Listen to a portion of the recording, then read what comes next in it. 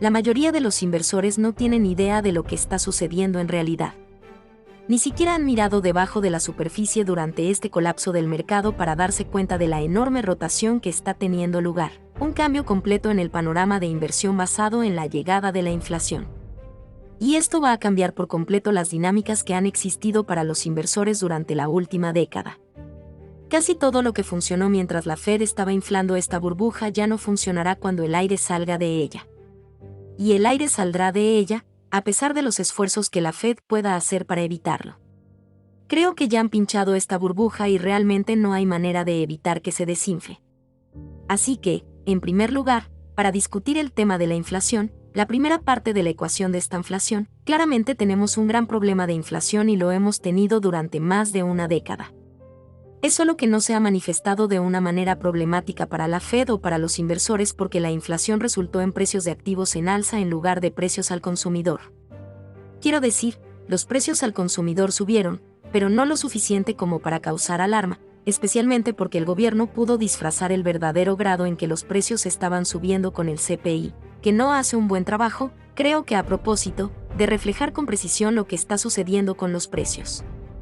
Subestima sustancialmente el grado en que los precios están subiendo.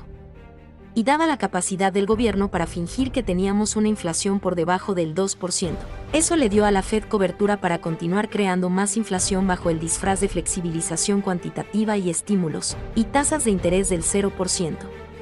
Pero ese dinero fluyó principalmente hacia activos financieros, aunque también alimentó un aumento récord en los déficits comerciales de Estados Unidos. De hecho, recibimos noticias de que el déficit comercial de diciembre fue un nuevo récord de $101,000 millones. Este es el primer mes en el que hemos tenido un déficit comercial superior a los $100,000 millones. Esto se refiere al comercio de mercancías y durante todo el año, nuestro déficit comercial en bienes superó el $1 billón. Ese es un déficit sin precedentes, nunca antes se había logrado algo tan malo por cualquier nación.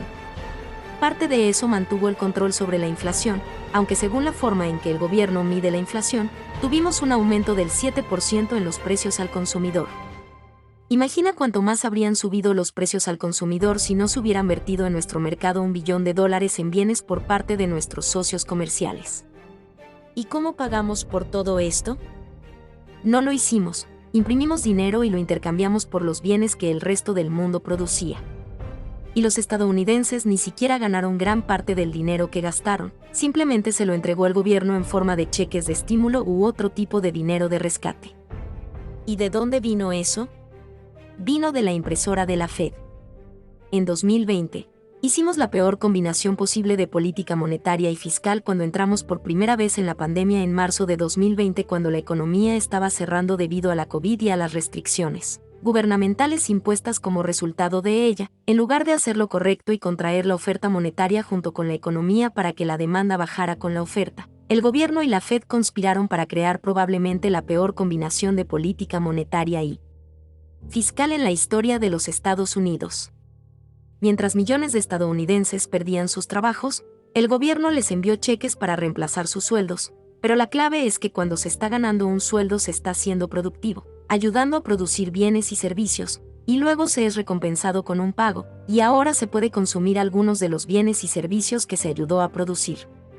Pero cuando no se trabaja, se necesita consumir menos, pero el gobierno no quería eso porque eso habría significado una recesión más severa. Así que el gobierno envió dinero a todos para comprar bienes y servicios que no estaban produciendo, y el hecho de que tengamos grandes escaseces no debería haber sido una sorpresa.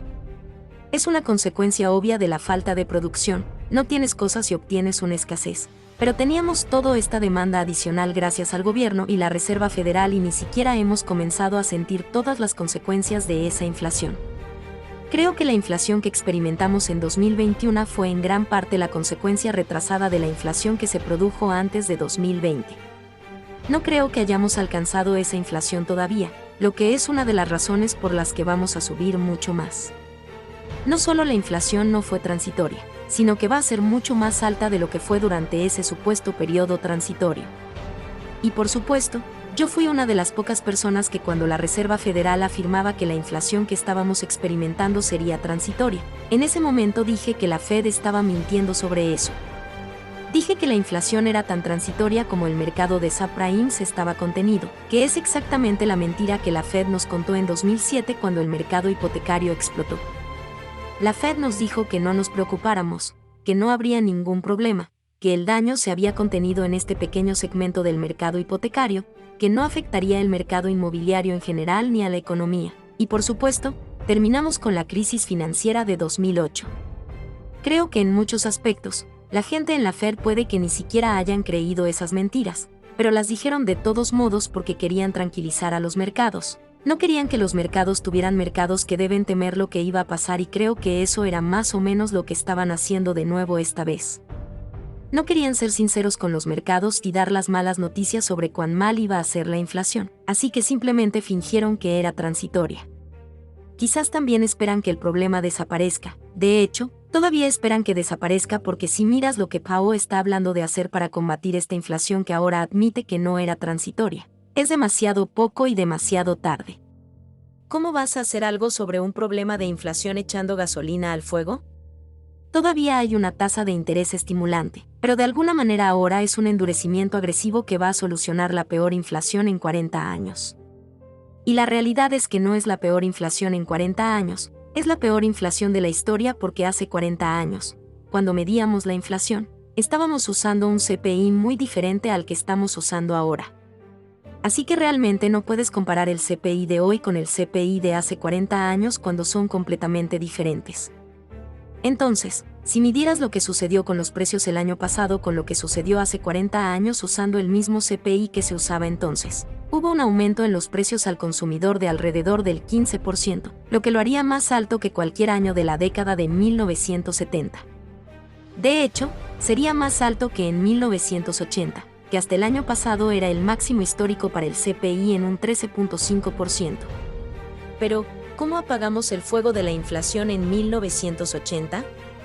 Bueno, Paul Volcker llevó las tasas de interés hasta el 20% para que tuviéramos una tasa real de interés del 6,5% y creamos un poderoso incentivo para mantener los dólares estadounidenses y ahorrar dinero porque ofrecíamos a los ahorradores un rendimiento real muy alto en sus ahorros y por supuesto, los rendimientos de los bonos del tesoro también se dispararon. Creo que los rendimientos de los bonos a 30 años llegaron a algo así como el 14 y así estábamos ofreciendo una rentabilidad positiva después de la inflación, incluso si se cree en las cifras del gobierno, lo cual no hago. Una tasa de interés negativa del 6% no va a fomentar el ahorro con una tasa de interés negativa del 6%, no va a desalentar la deuda, no va a hacer nada para cambiar la dinámica. No va a ponerte por delante de la curva de inflación, vas a quedarte más y más atrás si continúas estimulando con dinero barato. Ahora bien, sí, no es tan barato como lo era, pero si la inflación sigue acelerándose, lo que probablemente suceda, las tasas de interés reales en realidad estarán cayendo, incluso mientras la Fed está aumentando ligeramente las tasas de interés nominales, así que en realidad están persiguiendo una política más estimulante mientras pretenden ajustar. Por lo tanto, continúan empeorando este problema de inflación, pero aquí está el problema mayor. La única forma en que la Fed pudo justificar estas tasas de interés artificialmente bajas y la flexibilización cuantitativa fue bajo la pretensión de que la ausencia de inflación les daba margen de maniobra para hacerlo. Ahora que la inflación es 3 veces o más del 2%, no hay forma de que la Fed pueda justificar mantener las tasas de interés artificialmente bajas porque incluso si aumentan las tasas de interés 2%, todavía son artificialmente bajas. El motivo por el cual la Fed mantuvo las tasas tan bajas fue porque teníamos una burbuja de deuda gigantesca y esas tasas de interés bajas eran lo único que nos mantenía a flote. Si se permitiera que las tasas de interés se normalizaran, tendríamos una crisis financiera mucho peor que la de 2008. Todos los grandes bancos que rescatamos fracasarían, habría un colapso en el mercado de valores, un colapso en el mercado inmobiliario y no solo tendría dificultades el sector privado para pagar sus deudas si la Fed permitiera que las tasas de interés alcanzaran un nivel natural, sino que el gobierno de los Estados Unidos también estaría en la misma situación, tal vez incluso en una situación peor. El gobierno de los Estados Unidos se vería obligado a declararse en quiebra por su deuda nacional. La realidad es que la Fed está atrapada entre la espada y la pared. No hay salida. Solo hay una mala opción y una peor opción. La mala opción es combatir la inflación, permitir que las tasas de interés suban y dejar que todo se derrumbe. La peor opción sería continuar creando inflación para evitar eso y postergar las consecuencias de la hiperinflación. Pero desafortunadamente, es probable que esa sea la opción que van a elegir. Entonces, ¿qué necesitan hacer los inversores en función de esta nueva realidad? Porque aunque la Fed seguirá proporcionando dinero barato, no será lo suficientemente barato para sostener la burbuja. El aire ya está saliendo de la burbuja y el simple hecho de que la Fed esté hablando de pequeños aumentos en las tasas en el futuro ya ha hecho que caigan muchas de las acciones burbuja. Muchas de estas acciones han caído un 50% o más y seguirán cayendo. Mientras tanto, mire alrededor del mundo mientras hablo. Creo que el Nasdaq ha bajado alrededor del 14%. El S&P estaba bajando alrededor del 9%. Los mercados extranjeros están en alza, especialmente si se miran las acciones de valor. Estamos viendo grandes subidas en acciones que pagan dividendos en Europa y Asia, acciones que se habían dejado de lado durante años, acciones que se usaban como fuente de fondos. La gente ahora se está acumulando en esas acciones a medida que liquidan estos activos sobrevalorados. Porque no puedes ir a efectivo en un entorno inflacionario como el que estamos viviendo ahora. Si quieres salir de las acciones estadounidenses sobrevaloradas, empresas que no ganan dinero, que comercian con un sueño y tienen P/diagonal elevados o ninguno en absoluto, que solo se basan en esperanza y oración, ya que la gente está vendiendo estas acciones porque el impulso ya no está allí. No pueden ir a efectivo porque la inflación destruirá el valor de su efectivo. No pueden ir a bonos porque tienen el mismo problema de inflación con los bonos, pero peor porque no pueden obtener su efectivo hasta que los bonos maduren y podrían sufrir una gran pérdida si quieren vender antes del vencimiento, ya que a largo plazo, las tasas de interés subirán. Entonces, ¿a dónde vas cuando sales de las acciones sobrevaloradas de Estados Unidos? Bueno, tienes que ir a acciones extranjeras infravaloradas, lo que básicamente te permite lograr dos cosas: salir de las acciones estadounidenses y entrar en empresas mejor valoradas que realmente ganan dinero ahora, no potencialmente en el futuro, sino que generan ganancias y pagan dividendos. Pero también sales del dólar estadounidense, porque el dólar colapsará cuando la gente entienda que la Fed no tiene la capacidad de controlar la inflación y esta seguirá erosionando el valor del dólar. Lo que realmente va a causar esta recesión es la inflación, porque esta elevará el costo de vida tan alto que los estadounidenses gastarán un porcentaje muy alto de su ingreso disponible en las necesidades básicas como alimentos, energía, alquiler, seguros y atención médica, y no tendrán dinero sobrante para el gasto discrecional. Eso significa que las personas que ganan dinero en la parte de la economía que se beneficia de ese gasto discrecional estarán desempleadas. Tienes que salir del dólar y necesitas estar en inversiones que sirvan como cobertura contra la inflación, siendo una de ellas el oro y la plata. Los precios van a subir dramáticamente. Creo que vamos a tener otra fase similar a la que tuvimos de 2001 a 2011, donde el oro aumentó cerca de 5 veces. Podría suceder fácilmente otra vez. Olvídate de las acciones tecnológicas, son noticias viejas, funcionaron en el pasado, pero no funcionarán en el futuro. Lo que funcionará es lo que funcionó en la década de 1970, la última vez que tuvimos esta inflación.